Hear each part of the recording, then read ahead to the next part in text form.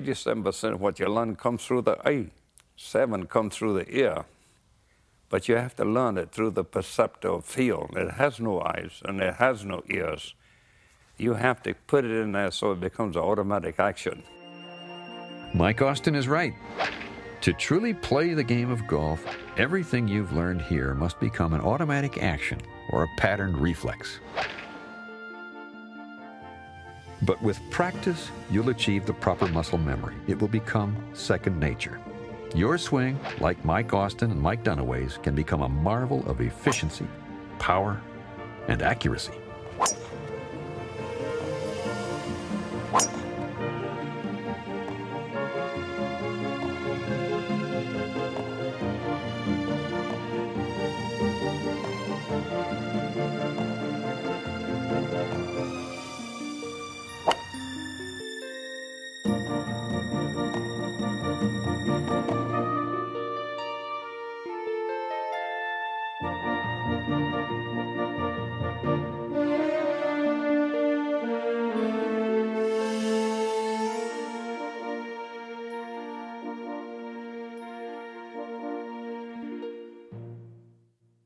In 1960, Mike Austin used a novel approach to illustrate the movements of the body during the golf swing.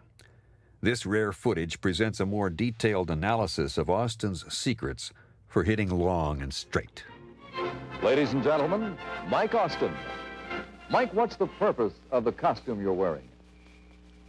To show the framework of the body and the movement of the joints to enable one to attain the positions necessary to get the best results from their golf swing. How do you start your backswing? I start the backswing by a coordinated action of these members of my body. I extend the right knee, and I flex the left knee. I'm going to turn to the side so you can see the knee action. By flexing this left knee, that means it goes out. Pulling the right knee back, it sets up the axis on which the pivot is made.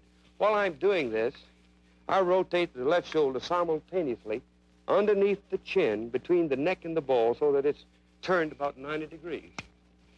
When do you start to cock your wrist on the backswing? I start my wrist cocking in the lower part of the backswing.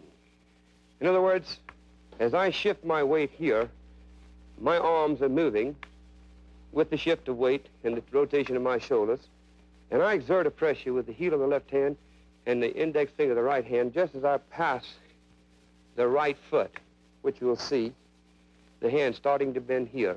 This allows the right elbow to fold in the extended arc of the left and causes my club to stay on the proper plane so that I can get into this particular position here.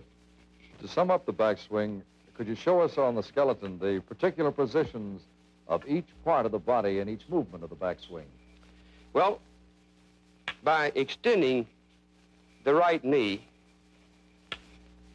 I set up an axis so that I can pivot the left side in toward the ball on. By flexing it, the left knee, it enables the left side to swing. It's like a gate on this post, which would be the right leg.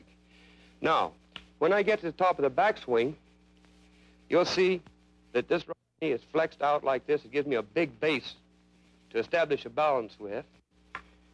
Rotation to shoulder into this position right here winds up the large muscles, the small of the back, so I can utilize those to create force with when I shift over to the left leg to start the downswing. If you maintain a steady position with the left arm like a figure 7, letting this be an axle about which this hub and this spoke rotates, you can time this thing correctly just by unfolding the things that folded on the backswing, you see. Now, to start this downswing, you've got to shift from what we call the rear axis to the fore axis, which is the left leg. This initiates the downswing. This also is advancing the left arm. It is not a pull with the left arm, a drop down this way with the left arm. It is a shift. It starts the downswing. You shift to the left leg by extending the right ankle, flexing the right knee, stepping down on the left heel, drawing the left knee back into extension to set up the axis on which this pivot will be made in this manner. While you are doing this, your left shoulder is turning from a low position towards a high position. The right shoulder is turning from a high position to a low position on this transverse plane. That is the plane between the base of the neck and the ball. In other words, I don't want my shoulders to rock. And if you do it in this manner that I'm prescribing right here, your shoulders will operate like a wheel on an axle. Now watch this action here. I start this downswing by trying to raise my right heel, which forces my left hip outward and my weight down upon my left heel. It also causes my right shoulder to start lowering and my left shoulder to start raising. This, in turn, is moving the spoke. In other words, I utilize the shoulder as a hub and the left arm as a spoke. And when I make the shift, the hub and the spoke is moving. Then it's very simple to put back what you took out. You took out on the backswing 90 degrees by cocking your hands and by folding your right arm. Those two things have got to be straightened out to return or put back what you took out on the on the backswing. So, as I shift, I'm advancing my left arm by the shift of the weight and the rotation of my shoulders. While I'm doing this, I'm going to try to activate the head by the utilization of my hands so that the club shaft and the club head will swing faster to the left arm, and I can catch the left arm by the time the left arm gets in line with the left shoulder and the ball. Will you show us the proper position of the body, shoulders, arms, hands, and legs at impact? Well, when you hit the ball or when I get to the impact position, I am braced on my left leg so I feel that I can support my entire body weight from the torso up on the head of the femur bone, which is this bone right here, as it enters the pelvic right here. And my right knee is bent in or flexed in between the left knee and the ball, and I feel like I'm striking this ball off of the side of the right leg and right hip with my arms not tucked into my body but extended. Mike, do you attempt to delay the uncocking of the wrists and hands on the downswing? I certainly do not. This is where I get the jump on almost anyone when I try to hit the ball. When I move my weight over here and my shoulders rotate in this manner, I give the club a throw so it will catch up. Your stimulus begins right here. Everything works as a unit with the hands trying to work faster than the arms so they can take up the slack that's in the bend of the wrist, what we call the cock of the hand.